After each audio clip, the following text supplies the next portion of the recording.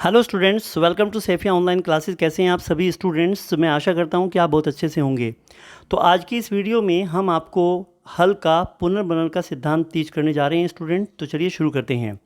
C L हल का जन्म सन 1884 में अमेरिका में हुआ था तथा इनकी मृत्यु 1952 में हो गई थी।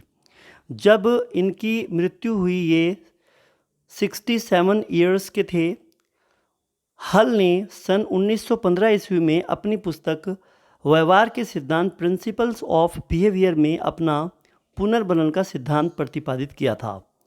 उन्होंने अपने सिद्धांत का संशोधन 1952 में अपनी पुस्तक एसेंशियल्स ऑफ बिहेवियर व्यवहार के आवश्यक तत्व में किया था। अब हम ये देख लेते हैं कि जो हल का सिद्धांत है उनको और कितने अन्य नामों से जाना जाता है, वो भी आप देख लीजिएगा। एक तो इनके सिद्धांत का उपनाम है आवश्यकता पूर्ति का सिद्धांत। अगर ये कहीं पेपर में दिखे तो हल पे निशान लगा के आना है। चालक न्यूनता का सिद्धांत, चालक का मतलब यहाँ भूख से है। आवश्यकता अवकलन का सिद्धांत, यहाँ अवकलन का मतलब कम या ज़्यादा से है। और गणितीय अधिगम का सिद्धांत, जितना पुनर्बलन उतनी क्रिया होगी, तो ये गणित पर आधारित है। और परबलन प्रोत्साहन का सिद्धांत, इसमें उद्दीपक प्राणी अनुक्रिया सिद्धांत stimulus organism response SOR theory के नाम से भी इसको जाना जाता है। और ड्राइव रिडक्शन थ्योरी, इंग्लिश में इसका नाम ड्राइव रिडक्शन थ्योरी भी है। अब देखिए स्टूडेंट, हल के अनुसार सीखना उद्दीपक अनुक्रिया SR न होकर उद्दीपक प्राणी अनुक्रिया SOR होता है, क्योंकि ये प्राणी की आवश्यकता या इच्छा पर निर्भर करता है। जब प्राणी को किसी वस्तु की आवश्यकता होती है तब वह आवश्यकता की पूर्ति के लिए ही अनुक्रिया करता है तथा वह उस अनुक्रिया को करना भी सीख लेता है।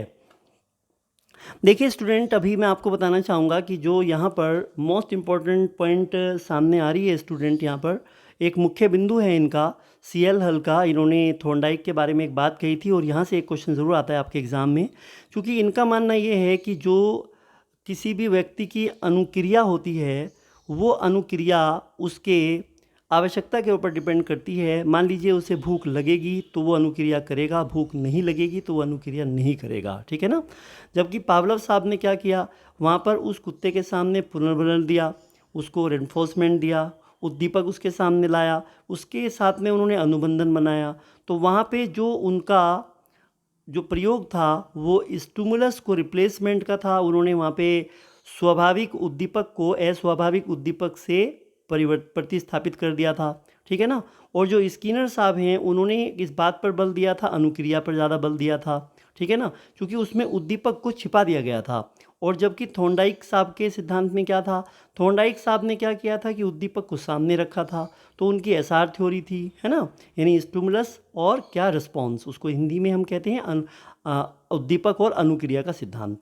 तो अगर पेपर में आ जाता है तो यहाँ पे O का मतलब यहाँ पर प्राणी से है, ऑर्गेनिज्म से है, तो ये इसकी इच्छा के ऊपर निर्भर करता है। तो यहाँ SOR के बीच में व्यक्ति की इच्छा, आवश्यकता को इन्होंने ज़्यादा इम्पोर्टेंट दी है, इस बात पे बल दिया है। यही हल का सिद्धांत है, आपको ध्यान रखना है। CL हल ने कहा कि यदि थॉर्नडाइक अपने 8 नियम में एक बिंदु आवश्यकता और जोड़ देते तो और नए सिद्धांतों की आवश्यकता नहीं होती। इन्होंने थॉर्नडाइक के सिद्धांत की कमी को पूरा करने के लिए अपना सिद्धांत दिया और CL हल ने अपने प्रयोग बिल्ली और चूहे पर किए। देखिए स्टूडेंट, आपको पता है, मैंने आपको जब थॉर्नडाइक साहब के बारे में पढ़ाया था तो उन्होंने 3 मुख्य नियम बताए थे और 5 इन्होंने गौण नियम बताए थे, वो सभी मैंने आपको डिटेल में पढ़ाया था। अब CL हल का चूहे पर प्रयोग एक बार देख लेते हैं स्टूडेंट। यहाँ पर हल ने अपने प्रयोग में एक चूहे को 2 खानों यानी 2 पार्ट्स वाले ऐसे पिंजरों में रखा जिसके बीच की दीवार में ऊपर के हिस्से में एक छेद था। चूहे को जिस खाने में रखा गया उसमें विद्युत प्रभावित कर दी गई।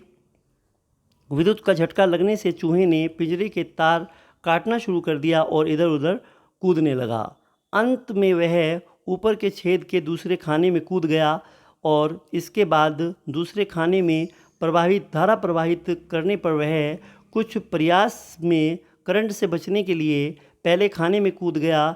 इस प्रक्रिया को कई बार दोहराने के बाद चूहा ये सीख गया कि जैसे ही धारा प्रवाह की जाती वह उसे बिजली के झटके से बचने के लिए दूसरे खाने में कूद जाना चाहिए। उस बात को यानी उसे दूसरे खाने में कूदने की आवश्यकता वहाँ पर रिक्वायर्ड हुई, इसलिए वो उसमें कूद जाया करता था अपने आप को करंट से बचाने के लिए। ठीक है ना।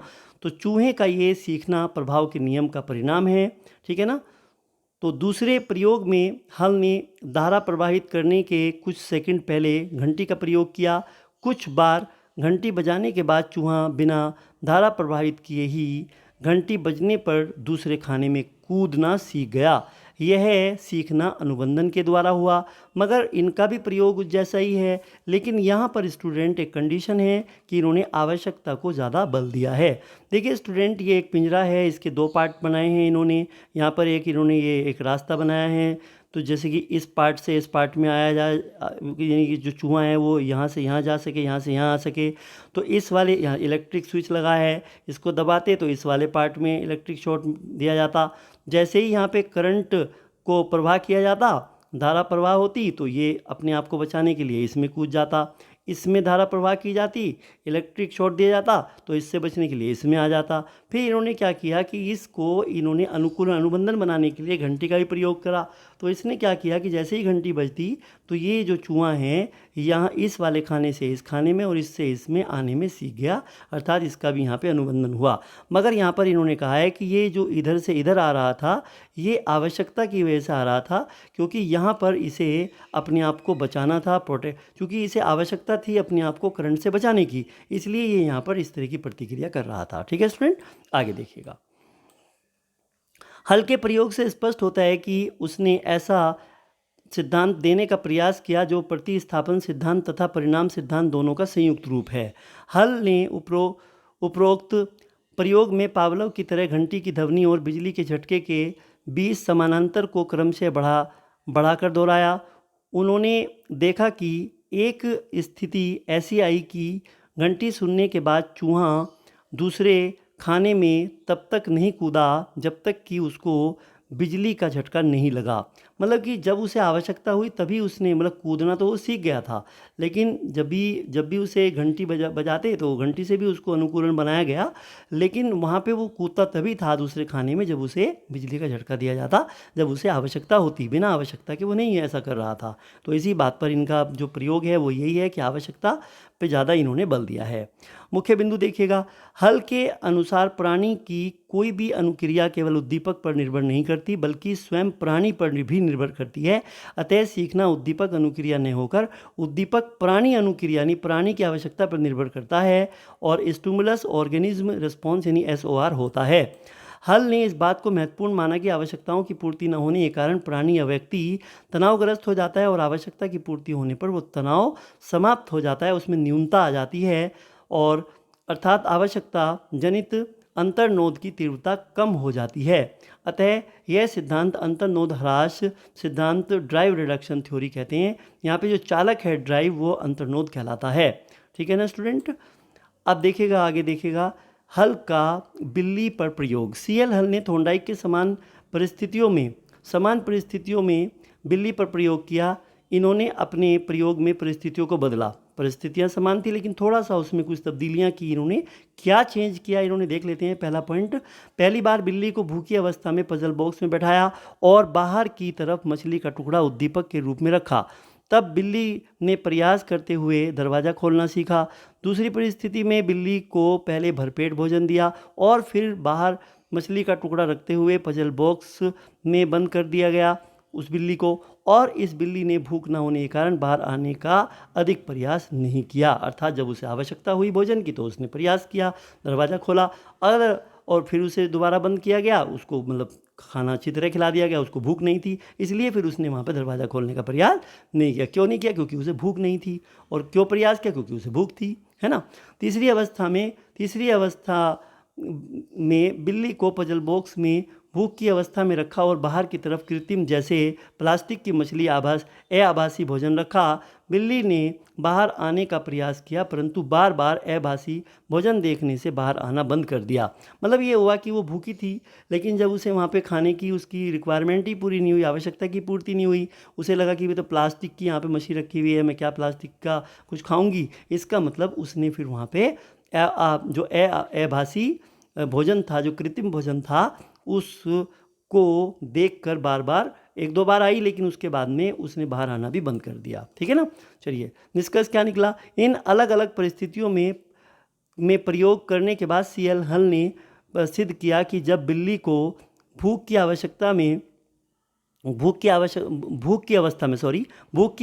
आवश्यकता थी, तब वह बाहर आने का प्रयास कर रही थी और बाहर रखा भोजन उसके लिए पुनर्बलन था, रेनफोर्समेंट था। जबकि जब बिल्ली को आवश्यकता नहीं थी, तब उसने बाहर आने का प्रयास नहीं किया। जब बाहर आने पर पुनर्बलन नहीं मिला, तब भी उसने बाहर आना बंद कर दिया।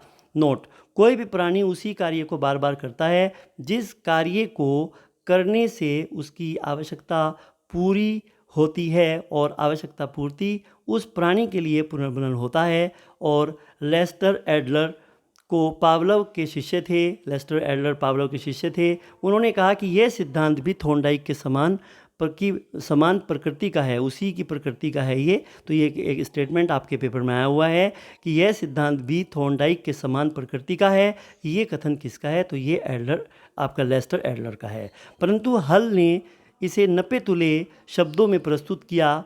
स्किनर के अनुसार अधिगम के साहचर्य संबंधित सिद्धांतों में हल का सिद्धांत सबसे श्रेष्ठ है। ठीक है ना। तो यानी अगर आप देखें, यहाँ पर मोस्ट इम्पॉर्टेंट पॉइंट है, हल ने इसे नपे तुले शब्दों में प्रस्तुत किया। ये जो बात कही थी, ये लेस्टर एडलर ने कही थी, और स्किनर ने इनके सिद्धांत के बारे में कहा था कि अधिगम के साहचर्य संबंधित सिद्धांतों में हल का सिद्धांत सर्वश्रेष्ठ है। ये स्टेटमेंट पेपर में कई बार पूछा जाता है, तो स्किनर का नाम आपको याद रखना होगा। चलिए स्टूडेंट, थोड़ा आगे देख लेते हैं। शिक्षा में योगदान: इस सिद्धांत के अनुसार आधार पर ही भिन्न कक्षाओं की पाठ्यक्रम की विषय वस्तु का निर्माण किया जाता है। यह सिद्धांत प्रोत्साहन पर बल देता है, एनकरेजमेंट पर। यह सिद्धांत चालक उत्तेजना के महत्व को स्पष्ट करता है। यह सिद्धांत सकारात्मक पुनर्बलन पर बल देता है। यह सिद्धांत आवश्यकता के महत्व को स्पष्ट करता है। बालकों में आवश्यकता उत्पन्न करनी चाहिए। आवश्यकता उत्पन्न होगी तो फिर वो प्रतिक्रिया ज़रूर करेंगे, अनुक्रिया करेंगे, है ना। और बालकों को उनकी आवश्यकता के अनुसार पढ़ाना चाहिए। कक्षा में विशिष्ट बालकों पर ध्यान देना चाहिए। यह सिद्धांत बच्चों में आदत निर्माण में सहायक है। शिक्षा की पढ़ाई के दौरान आई नीरसता को दूर करने के लिए बीच में चुटकुले, प्रेरक प्रसंग आदि का सहारा लेकर छात्रों में उमंग व ताजगी भरनी चाहिए। बीच में थोड़ा क्लास में एंटरटेनमेंट भी होता रहे, जिससे कि जो बच्चे हैं उनका जो माइंड है वो फ्रेश रहे। ठीक है। इस सिद्धांत को अंतर्नोद न्यूनता का सिद्धांत, सतत अधिगम का सिद्धांत और सबलीकरण का सिद्धांत, यथार्थ अधिगम का सिद्धांत आदि नामों से भी जाना जाता है। हल के अनुसार सीखना आवश्यकता की पूर्ति की प्रक्रिया द्वारा होता है। और चूहे पर इन्होंने एक प्रयोग किया था, भूल भुलैया का प्रयोग। हल ने एक भूखे प्यासे चूहे को एक भूल भुलैया में छोड़ दिया। जैसे ही उस चूहे को भोजन की गंध आती तो वह उसकी तलाश में इधर उधर जाने लगता। अंत में वह भोजन के पास जाकर अपनी भूख को शांत कर लेता।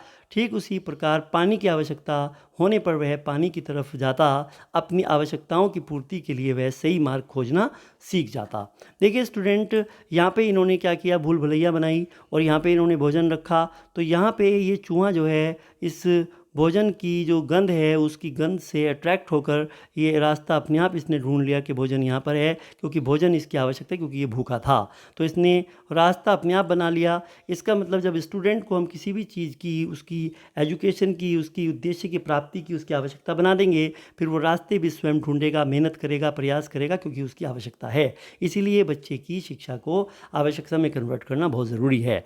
ठीक है ना। जब इसे प्यास लगती तो ये क्या करते, भोजन हटाए थे, फिर इसे यहाँ से एंट्री देते, फिर ये अपने आप रास्ता तलाश करके इस पानी तक पहुँच जाता। लेकिन जब इन्होंने क्या किया कि यहाँ पे भोजन रखा, तो अभी क्या हुआ स्टूडेंट, जब ये भूखा नहीं था तो फिर इसको यहाँ पे भेजा गया। तो यहाँ पे भोजन भी रखा रहे, पानी भी रखा रहे, इससे कोई इफेक्ट नहीं पड़ेगा। तो ये ज़्यादा इधर उधर नहीं आ जा रहा था, बीच में ही रुक कर बैठ गया था। इसका क्या मतलब था, क्योंकि यहाँ पर इसे आवश्यकता नहीं थी। तो आवश्यकता होने पर ही अनुक्रिया ज़्यादा करता है कोई भी इंसान। तो आप भूखा चूहा, और आप देख सकते हैं कि भूल भुलैया बॉक्स यहाँ पे बनाया गया है, और आवश्यकता की उत्पत्ति है और सही मार्ग का खोजना, ये 4 बिंदु यहाँ पर इनके हल के सिद्धांत के हैं। ये देखिएगा, हल ने 2 प्रकार के पुनर्बलन बताए। प्राथमिक पुनर्बलन जैसे भोजन भूख को प्रबल बनाता है, और द्वितीयक पुनर्बलन भूख उस समय तक शांत नहीं होती जब तक कि भोजन समाप्त नहीं कर लिया जाता। यानी कि भूख जब समाप्त होगी, जब आप भोजन को पूरा खा लेंगे तभी तो भूख समाप्त होगी आपकी। आवश्यकता पूर्ति के लिए उठाया गया हर एक सफल प्रयास व्यक्ति को पुनर्बल देता है तथा व्यक्ति क्रमबद्ध तरीके से व्यवहार करता हुआ आगे बढ़ता है तथा आवश्यकता की पूर्ति करके अपने चालक को शांत करता है। आवश्यकता यानी कि चालक जो भी उसका उद्देश्य है उसकी पूर्ति करने के लिए वो क्या करेगा, क्रिया करेगा, और वो क्रिया करने के बाद उसकी लक्ष्य की प्राप्ति कर लेगा, और लक्ष्य की प्राप्ति होने के बाद में जो उसका चालक है, जो उसका प्रेरक है, उसमें न्यूनता यानी कमी आ जाएगी, क्योंकि वो उसे सेटिस्फैक्शन दे देगी वहाँ पर। ठीक है, चलिएगा। अब स्टूडेंट यहाँ पर कुछ इंपॉर्टेंट क्वेश्चन देख लेते हैं। सबलीकरण का जो सिद्धांत है वो किसने प्रतिपादित किया? तो ये मोस्ट इम्पॉर्टेंट क्वेश्चन है आपके लिए। आपको इस क्वेश्चन का आंसर मुझे बताना है, और यहाँ पर इसका आंसर आपका होगा बी, हल ने दिया था। हल ने प्रबलन का सिद्धांत किस वर्ष में दिया था? ये 1915 में दिया था। हल ने प्रबलन का सिद्धांत किस पुस्तक में दिया? ये भी आपको देखना है, प्रिंसिपल ऑफ बिहेवियर। आपका सी ऑप्शन ठीक है क्वेश्चन नंबर 3 का। क्वेश्चन नंबर 4 देखिएगा। एक विद्यार्थी ने भूख के कारण अपनी सहपाठी के लंच बॉक्स को चुराया, जबकि अगले दिन वह अपना लंच बॉक्स लेकर आया। उसने चोरी नहीं की। CL हल के अनुसार यह किस सिद्धांत पर आधारित है? क्वेश्चन नंबर 4 की अगर हम आपसे बात करेंगे स्टूडेंट, तो यहाँ पे चालक न्यूनता का सिद्धांत होगा, क्योंकि जब उसे आवश्यकता थी तो उसने ऐसा किया, लेकिन आज तो वो खुद अपना लंच बॉक्स लेकर आया है, आज उसे उसकी आवश्यकता नहीं है, क्योंकि उसे अपनी भूख को शांत करने के लिए खुद उसके पास में अपना भोजन है। ठीक है ना, तो यहाँ पे बी ऑप्शन ठीक होगा। ये आपका CTET का क्वेश्चन है। आगे देखिए, निम्नलिखित में से हल किस बात पर बल देता है? ये क्वेश्चन नंबर 5 है स्टूडेंट आपके लिए। ये पुनर्बलन व आवश्यकता पूर्ति पर देता है। आवश्यकता शब्द को ध्यान रखना है आपका, यहाँ पे सी ऑप्शन ठीक होगा। क्वेश्चन नंबर, हल ने अपना प्रयोग निम्न में से किस पर किया? क्वेश्चन नंबर 6 देखिए, चूहे और बिल्ली पे किया था, तो यहाँ पे आपका बी ऑप्शन ठीक होगा। सीखना आवश्यकता की पूर्ति की प्रक्रिया होती है, ये कथन किसका है? ये क्वेश्चन नंबर 7, ये CL हल का स्टेटमेंट है, और हल के अनुसार पुनर्बलन क्या है? ये प्राथमिक पुनर्बलन और द्वितीयक भी होता है, इसको गौण भी कहते हैं, तो आपका दोनों होगा यहाँ पे। आपका 8 का सी ऑप्शन ठीक होगा। यह सिद्धांत भी थोर्नडाइक के समान प्रकृति का है, परंतु हल ने इसे नपे तुले शब्दों में प्रस्तुत किया। ये कथन किसका है? ये क्वेश्चन नंबर 9 है। ये लेस्टर एडलर का है, और ये पावलव के शिष्य थे स्टूडेंट। ये आपका यहाँ पे देखिएगा क्वेश्चन नंबर 9 का ए ऑप्शन ठीक है। क्वेश्चन नंबर 10 देखिएगा। अधिगम के सहचर्य संबंधित सिद्धांतों में हल का सिद्धांत सर्वश्रेष्ठ है, ये कथन किसका है? क्वेश्चन नंबर 2, ये स्किनर साहब ने कहा था इनके बारे में। और CL हर ने निम्न में से किस बात पर अधिक बल दिया है? आपको पता है, इन्होंने आवश्यकता पर अधिक बल दिया है। तो इस वीडियो में इतना ही स्टूडेंट। अब नया सिद्धांत लेकर आपके बीच फिर उपस्थित होंगे। अगर आपको वीडियो अच्छी लगे तो शेयर करें, लाइक करें और कमेंट करके बताएं। Thank you so much, all the best. हम आपके उज्जवल भविष्य की कामना करते हैं।